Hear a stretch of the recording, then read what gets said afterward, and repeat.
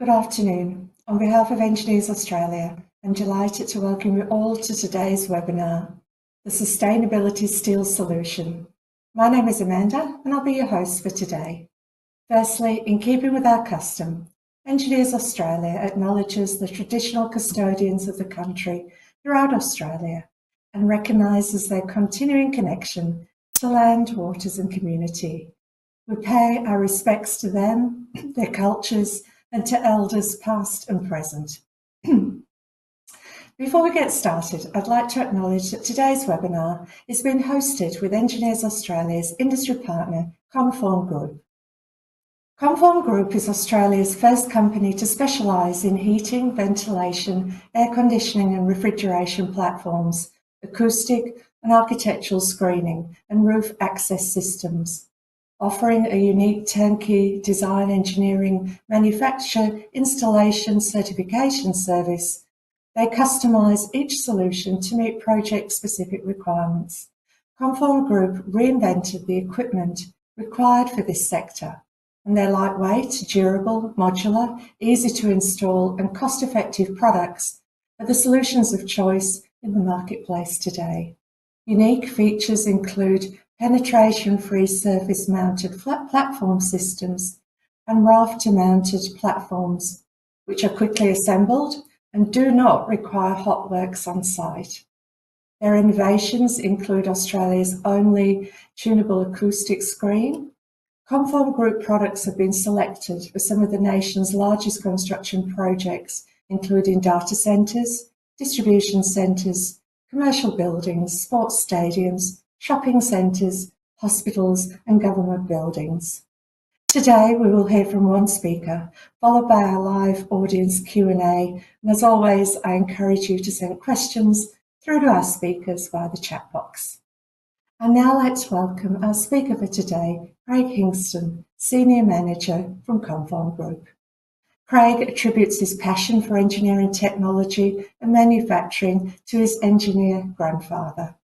Craig has developed strategies and produced materials to promote international Australian companies from a broad range of sectors, including engineering services, medical technology, construction, building materials, automotive, mining equipment, industrial lubricants, filtration, pneumatics, hydraulics, CAD and CAM software and simulation. Please welcome Craig Hingston.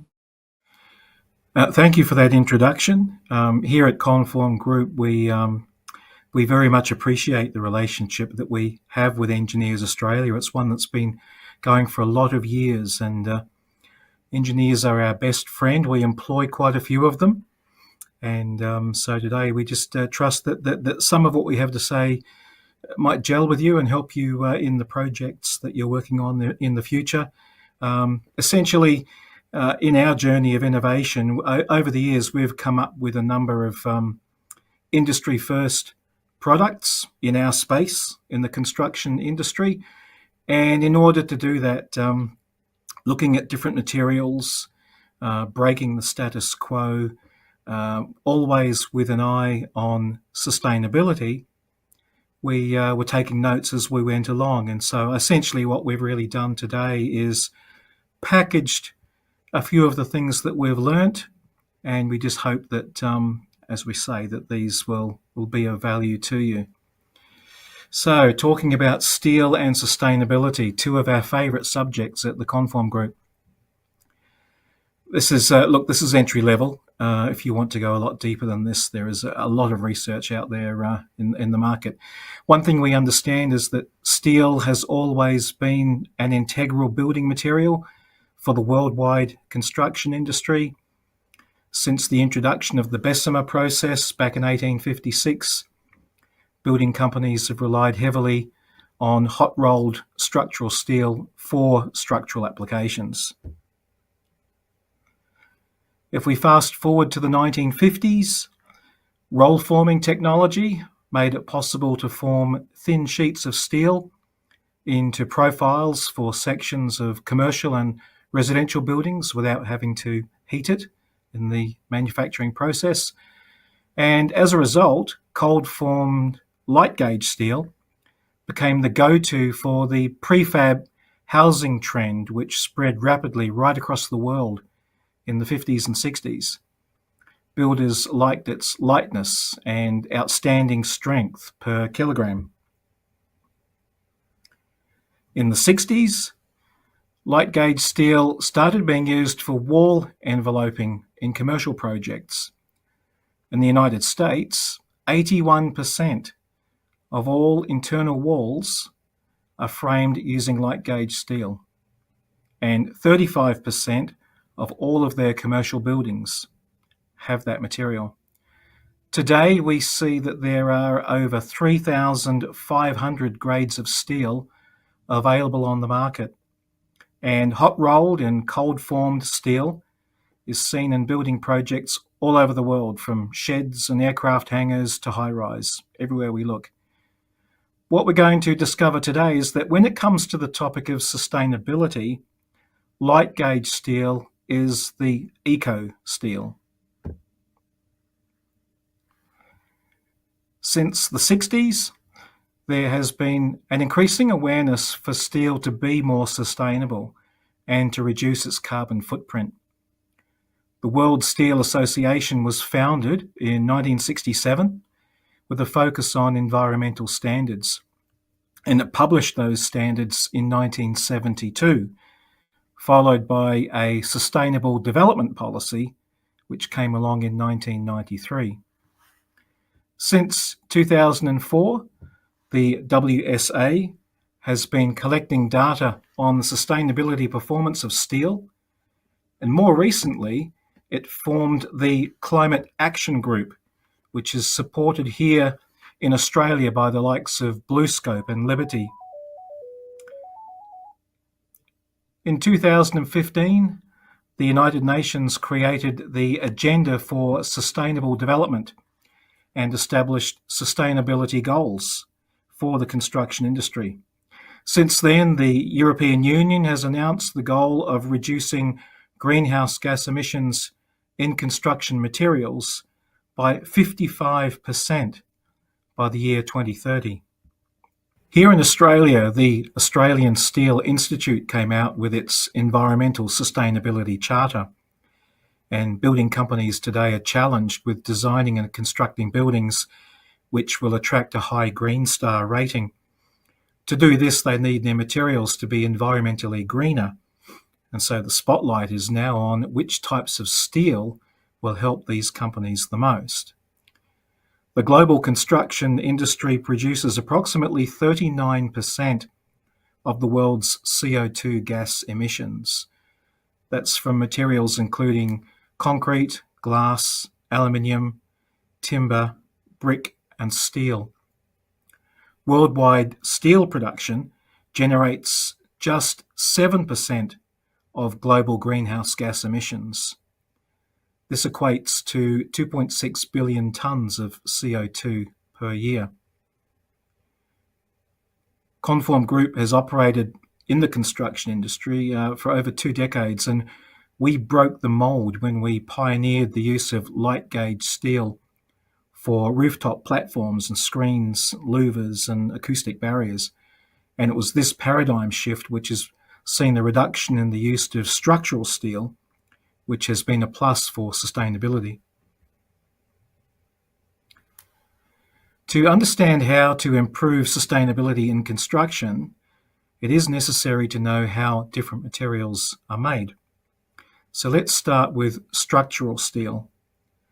The process begins with the mining of the iron ore, and this is placed into either a basic oxygen furnace, BOC, also known as a blast furnace, or an electric arc furnace, an EAF.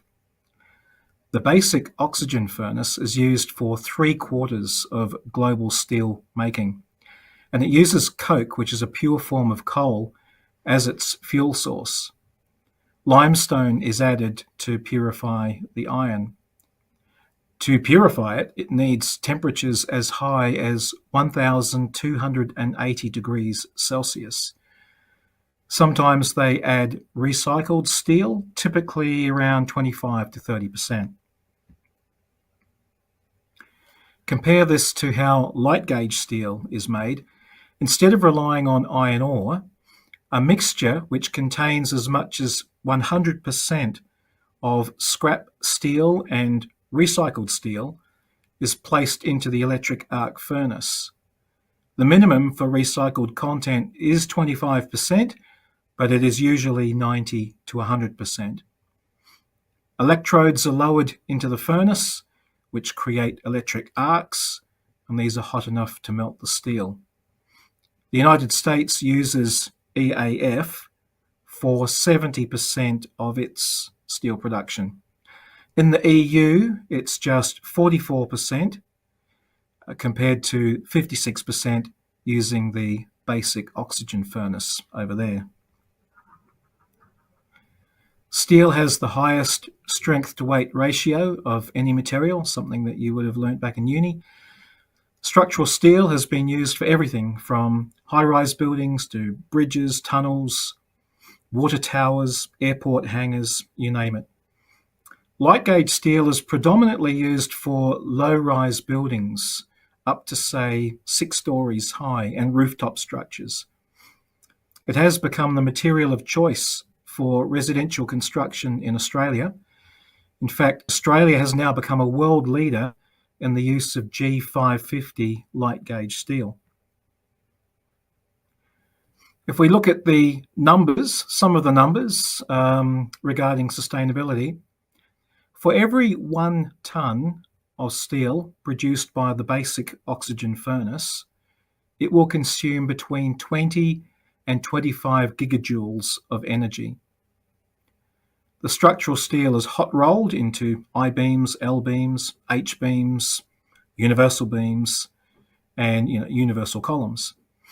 It's so thick that it needs hundreds of tons of pressure exerted in the roll formers to form those profiles.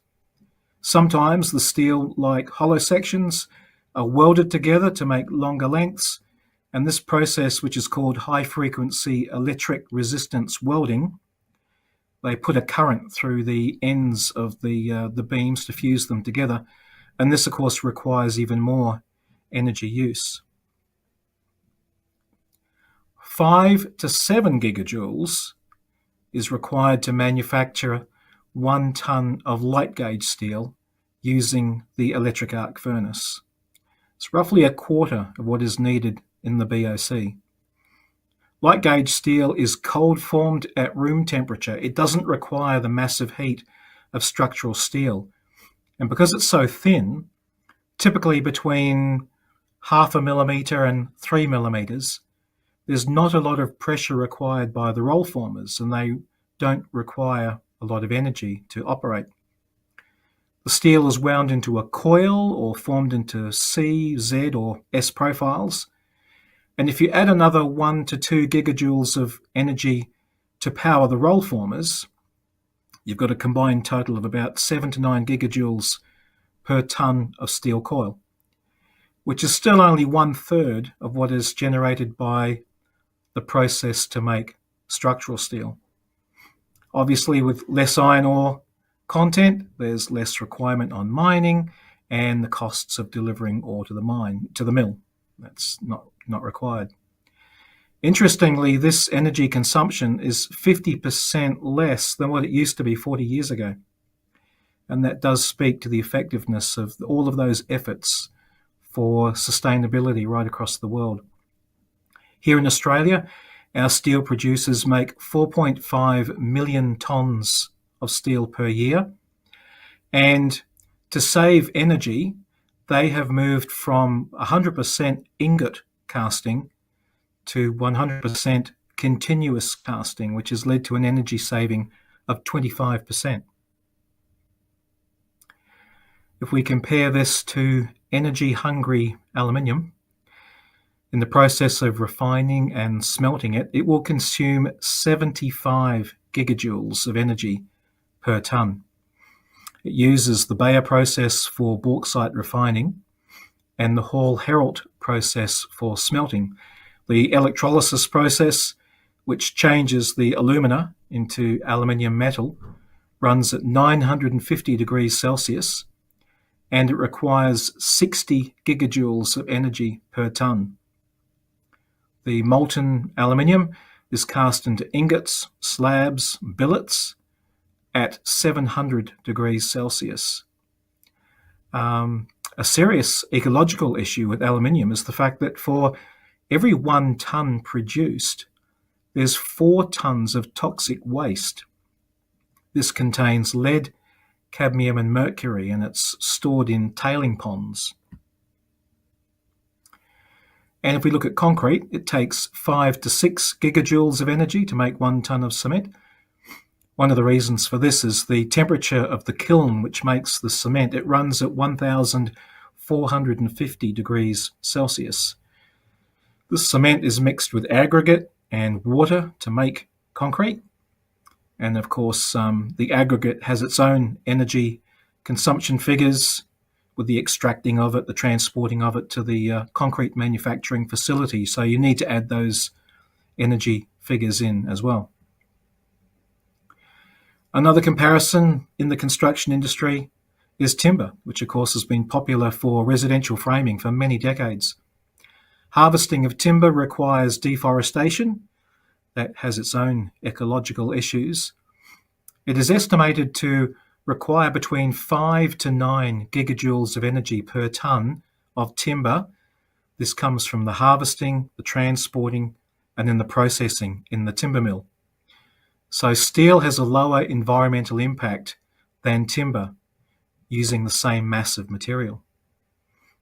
Another point to add to this topic of energy is that back to light gauge steel, it offers very high levels of thermal performance. When it's integrated with a proper insulation in a building, it can reduce thermal bridging with the heat transfer from the walls or the roof materials. This leads to reducing the heat of the building and therefore reducing cooling demands. It lowers the carbon emissions of the building itself, and so that becomes another positive for the choice of light gauge steel. When it comes to CO2 gas emissions during production, a basic oxygen furnace generates between 1.7 and 1.8 metric tonnes of carbon emission to make 1 tonne of steel. Compare that to 0.4 up to 0.8 of a metric tonne of emissions when you're using the electric arc furnace. The global steel production industry generates 7 to 9% of all emissions, and 80% of this comes from the basic oxygen furnace. Globally in 2020, the average tonne of steel produced led to 1.89 metric tonnes of CO2 in the atmosphere. This actually represents a 50% reduction due to these ongoing sustainability improvements over the years, which is great. In the United States, the EPA and the Department of Energy have both come out and they've been praising the steel industry over there for all of these reductions in efficiencies. The embodied carbon footprint, the ECF, represents emissions from production, transportation, and installation of steel. And in this space, light gauge steel has a smaller footprint than structural steel. As a contrast, Chinese steel produces 50% more emissions than steel made in the US, Europe, and India. China is the only country in the world using pig iron in steel making, and that puts out 3 times more CO2 emissions. Aluminium production generates around about 12 metric tonnes of emissions to make 1 tonne of material, and with concrete, it's about 0.9 of a metric tonne per tonne of material. The density of steel leaving the furnace is 7,850 kilograms per cubic metre. Then it's converted into structural or light gauge steel, and that's where the differences occur. The rule of thumb is that structural steel will weigh 8 to 10 times more for the same dimensions. For example, if we take a 10-metre solid beam made of structural steel, 200mm I-beam with a 100mm flange, 8mm thickness, that will weigh about 600 kilos. A 10-metre light gauge steel beam, say 100 millimeters deep C-section with 2mm thickness, you're looking at 60 kilograms. Other comparisons, a 2-story timber house frame will weigh 30% more than the same house built with light gauge steel. And if you could extend that weight saving, if you wrapped that house in light gauge steel cladding, COLORBOND cladding, instead of bricks, it would weigh another 70% less. And light gauge steel, by the way, is 60% lighter than concrete. The Conform Group Product Development Centre here in Bathurst, in our HQ, used some software to determine the weight of one of our purlin-mounted HVAC platforms made from structural steel compared to if we made it from light gauge. So the dimensions that they fed in were 17.2 metres by 8.57. It was for a 3-degree roof pitch, and it was constructed to take a live load rating of 2.5 kPa. The mass of the structural steel version of the platform was 9,572.7 kilograms. The light gauge steel platform, 1,544 kilograms. That's a variation of 83%. So you could make 4 platforms from light gauge steel compared to 1 from structural steel using the same weight of material. Because it weighs less, light gauge steel requires less energy to take it from the mill to the worksite. Less fuel, less emissions from the ship, the dock crane, road transport, rail transport, and then the on-site crane. As an example, at Conform Group, we only require a light to medium-sized crane to lift our light gauge steel flat pack, or, as the image shows, the complete fully assembled frame with screen up onto the roof. And after that, the crane can go away. It's done its job. Our platform joists, the beams, can be carried around by a couple of installers by hand. That's how light they are. With structural steel being so heavy, you need a large crane, more emissions and so on. You need it to stay on site a lot longer, because when you want to move the sections of steel from place to place, they're too heavy for a couple of humans to pick them up and carry them around. So you've got those added energy emission factors as well. To ship 1,000 tonnes of steel halfway around the world, that's a distance of about 10,000 kilometres, generates a carbon footprint of 79 metric tonnes. And here again, this is a big improvement over what it used to be in the past. If you use our ratio, our 4-to-1 ratio, it means that 4 more platforms can be sent in each ship than the number of structural steel ones. Structural steel, as we know, it's made of iron. Iron rusts when it's exposed to moisture, be it rain or just simply ambient humidity, and it can rust to the point of failure. Some steel is painted or treated, but the weather can crack the paint and then the moisture gets into the cracks. Thus, it needs to be replaced, and that's now a doubling of those energy consumption, gas emission statistics relating to that particular project. Zincalume G550, which is the high tensile steel preferred by Conform Group. We use that for our platforms, our screens, our louvers, our frames. It's hot dipped in aluminium zinc alloy to protect it from corrosion. And this method offers a 4 times longer lifespan than traditional galvanizing. Light gauge steel also has a self-healing quality. When the steel is cut by the guillotine and the roll former, the protective film creeps over the exposed surface and covers it up. So we've gone out and inspected platforms that we installed many, many years ago, and there is not a mark on them. No deterioration whatsoever. We offer a 20-year warranty on our outdoor structures and 50 years for our internal framing.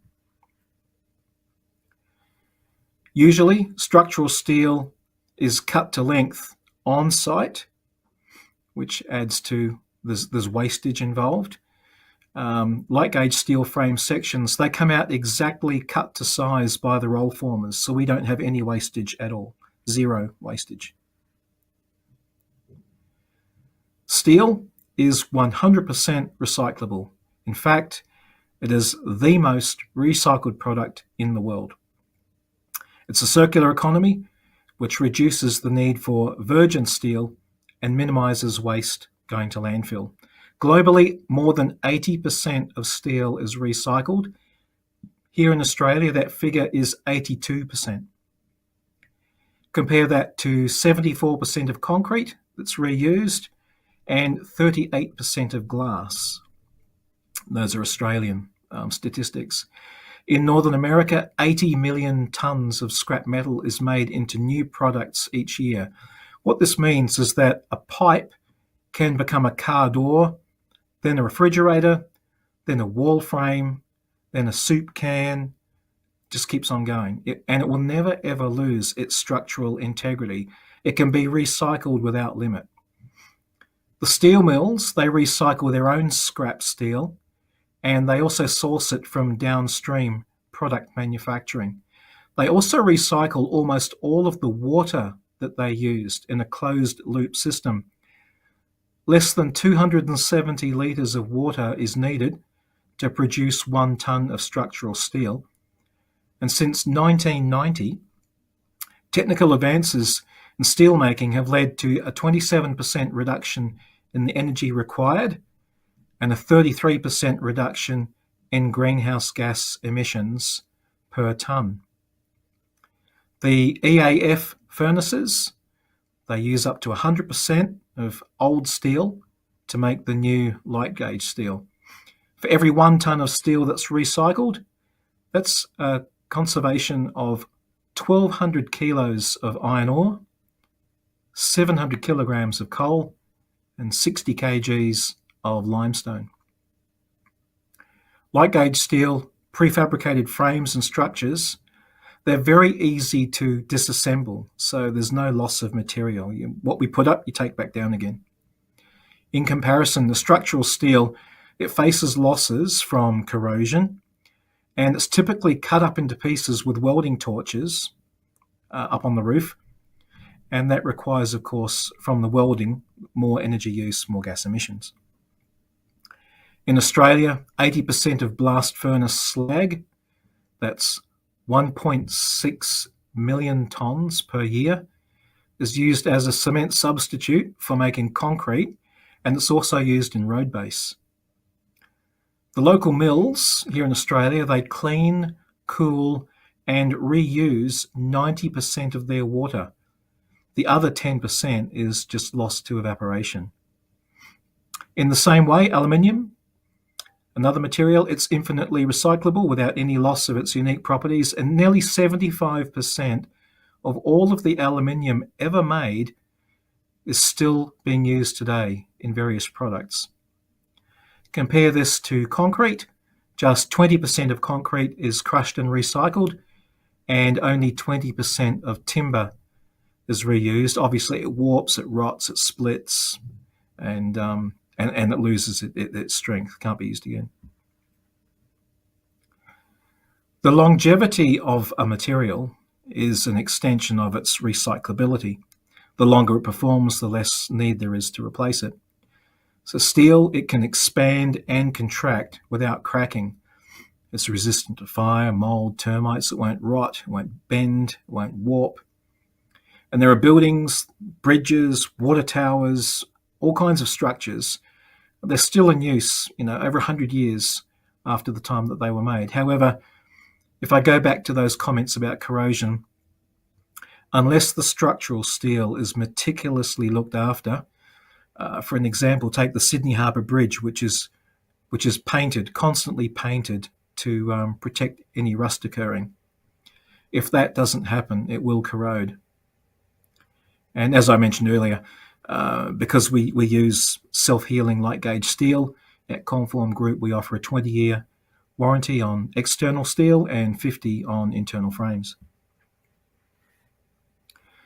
If I wrap this up, you've seen that in a direct comparison between light gauge steel and structural steel, especially in the construction industry, it's light gauge steel which has the superior sustainability record. And this is one of the reasons why we like to use it, along with the fact that it has excellent strength to weight factor. And there are the cost savings as well, of course, that we can pass on to our customers. There are predictions that 70% of the world population will be living in cities by 2050, and that's not too far away. As such, the demand for steel in world construction is rising by 2.1% each year. It's expected to continue at that rate to 2040 at least. At the same time, advanced high-strength types of steel are being developed right now, and when they're introduced, we'll be able to construct high-rise buildings using 50% less steel. With organisations like the United Nations, World Steel Association, and our own Australian Steel Institute, all focused on sustainability and improving efficiency, the future of steel is positive. Conform Group has chosen light gauge steel for our products. It's a means of delivering high structural performance for the smallest possible carbon footprint. We use it for truss members, joists, stub columns, tracks, top hats, screen frames, cladding. We have made sure that we source our steel from the mills that have a proven environmental record. And at the same time, because we've always been an innovative company and we believe in continuous improvement, we're not being complacent. Our R&D team keeps looking for ways to make our products even more sustainable. And we've got 2 examples underway right now in 2025. The first is our rafter mount rooftop platform. It's the first version of it has been built with solid aluminium joists, and we've now gone and pioneered a hollow section light gauge steel variant, our 2.0, which requires a lot less material for the same outcome. At the same time, we are developing a frameless rooftop screen system, and that's going to do away with the need for light gauge steel frames. And if I can add on to that too, this is not steel, but it's about sustainability. We have an acoustic range of tunable walls and louvers, and these feature a noise mitigation core that's made from recycled drink bottles. So we're looking everywhere to lower the figures. Looking to the future, we have developed a unique roof garden platform. It's going to allow communities to have market gardens on the top of their apartment building or on a nearby commercial or industrial building. And by encouraging plant growth in new places, in urban areas, we're going to be able to lower our carbon footprint even more. So like you, we're on a journey. We're always looking for ways to improve our sustainability, and we're open to listening. Feel free to pass on to us any ideas that you've got that we can embrace as well. And we hope that today that we've helped you to at least understand that when it comes to steel material, light gauge steel is going to help you in the area of sustainability and make your products that much more sustainable. So thank you for watching today, and all the best in your future projects.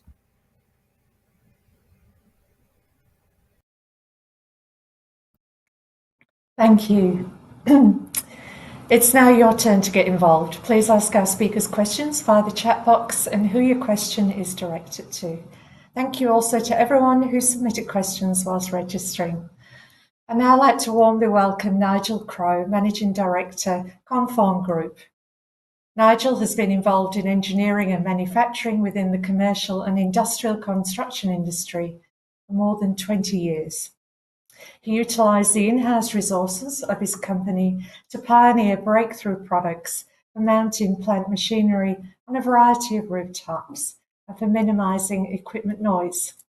The rooftop systems are custom designed and produced at their Bathurst-based facility. Conform Group is an Australian family-owned and operated business. Please welcome Nigel and welcome back Craig Hingston. I might start off with some of the questions that were received on registration. And Nigel, starting with a question from you that came in from Nimi, and Nimi is watching from New South Wales. Good afternoon to you. Asking you, Nigel, how is the deflection affected on this new product? Can it be used for 100-metre towers? Thank you, Nigel. Thank you very much, Amanda. That is a very good question. What is the current extent and capacity of what structural steel can do over what the new light gauge steel can do? At this point of time in Australia, for instance, we are regularly putting up double and triple story buildings. That is very common within the housing industry and also smaller buildings that can go up to 3 stories. That is used quite commonly in all of the states. In Europe, however, they've been doing this for quite a lot longer, and they are regularly doing up to sort of 10 stories high. There was a trial as well done in England where they've got a building that's called the Apex House. It's up to 29 stories. It is only a trial, but if that answers your question, it's at the moment we are exploring larger and larger machines that will be able to give us profiles that are deeper and will more and more take the place of steel. So currently the largest profile available is about 350 millimeters.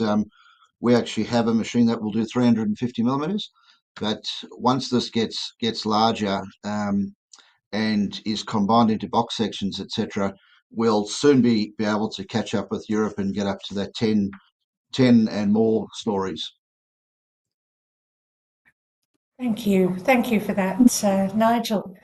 Craig, we've had a question from Clifton, and maybe Nigel, you may want to answer this too. Also watching from New South Wales, asking you, EU steel producers are using EAF for hot rolled sections such as X-Carb. Why aren't we? Craig, Yeah, that's a really good question. The Australian steel mills, they're on a journey.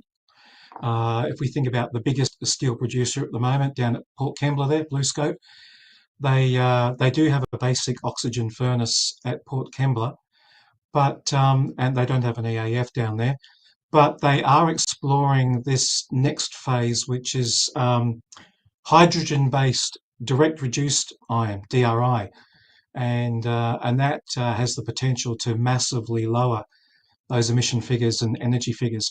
It makes sense that we can get good quality coal, affordable coal from just up in the Hunter and bring it down to Port Kembla. So it's definitely made sense. But yeah, BlueScope's on the journey. If we think about down at Whyalla, we've got Liberty down there, part of the GFG Alliance, and they also have a basic oxygen furnace, but they're morphing into EAF. And at the same time, the GFG group has mini mills, which are placed in Sydney and Melbourne, and they are using electric arc already. So the smaller mills are using it, and they are on this journey towards hydrogen based as well. So we're going in the right direction. That's okay. Thank you. Thank you. Nigel, do you want to comment on that at all? Or did Craig cover it? Sorry, Amanda, just plugging that in. No, I think that's covered well. Australia is, as Craig says, on a journey, and we don't, I guess, have the competition that Europe has, where they have many mills. We are getting to that point, and at this point in time, we have to work with what we have, unfortunately, or fortunately.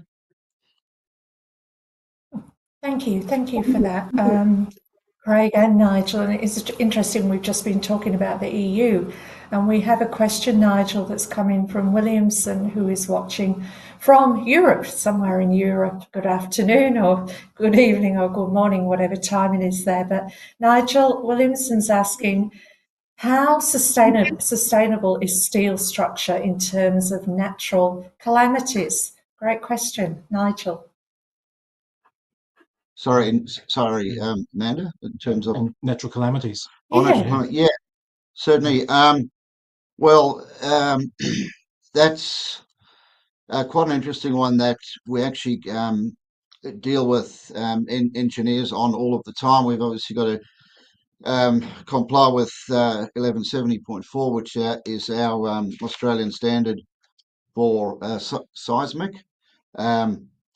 That's quite the term natural calamities, I guess, is fairly broad. So if we bring that down to, I guess, what is relevant to us here in Australia, we are predominantly fire, water, and more likely seismic, which is earthquake. So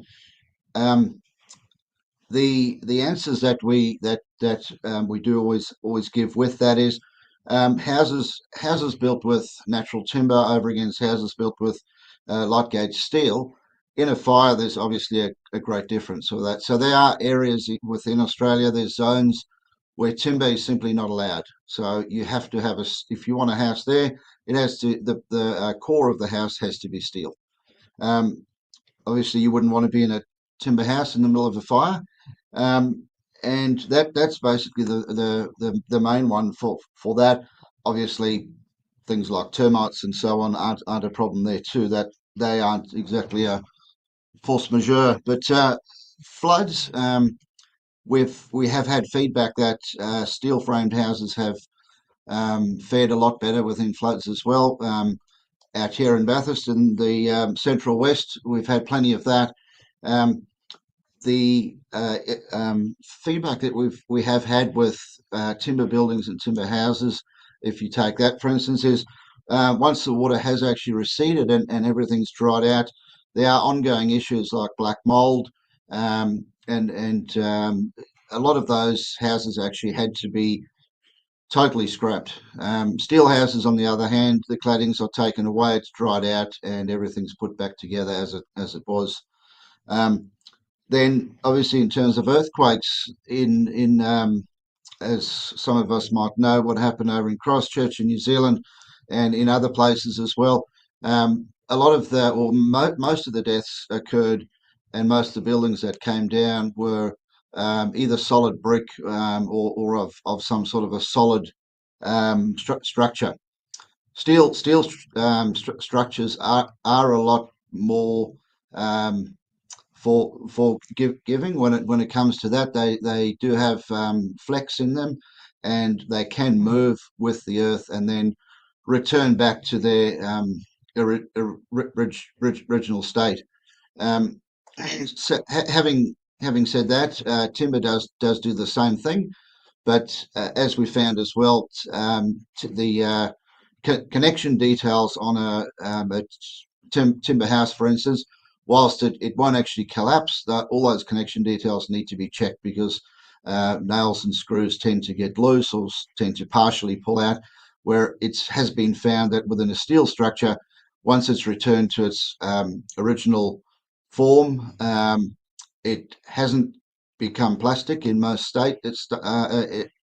It's remained in its plastic state, and the connection details are still actually exactly the same as they were. So in all three of those, if that answers the question, there are definite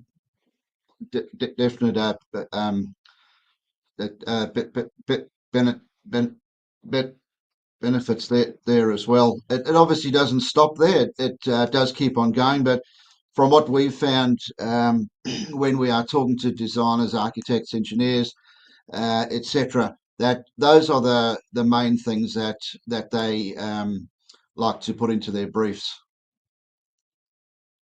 Thank you for that great answer. Thank you so much.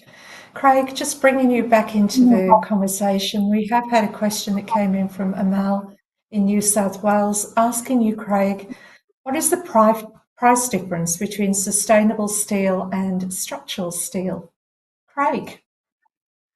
Okay, good question, very good question. Look, at the end of the day, the price of steel per tonne coming out of the mill is the price of steel. It really comes down to what happens afterwards.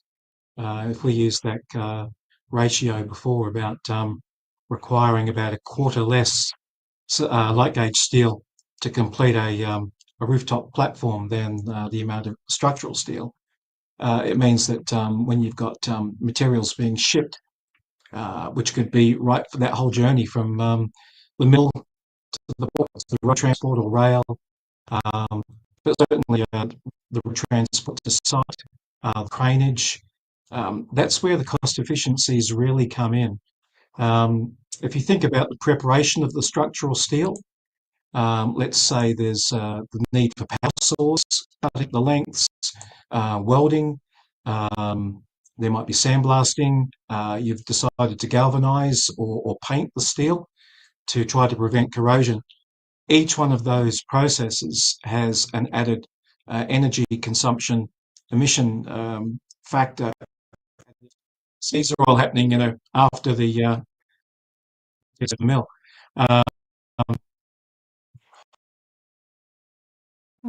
Thank you for that. Just staying with you for the moment.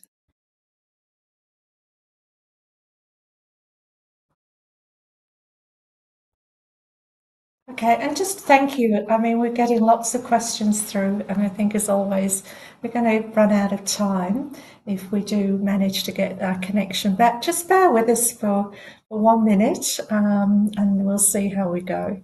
Thank you. A huge thank you to everyone that's registered. And thank you, by the way, for everybody that fills in the survey and that you're putting your ideas through for future events. We really do take the time to look at those and sort of respond to your areas of interest and your requests. Thank you.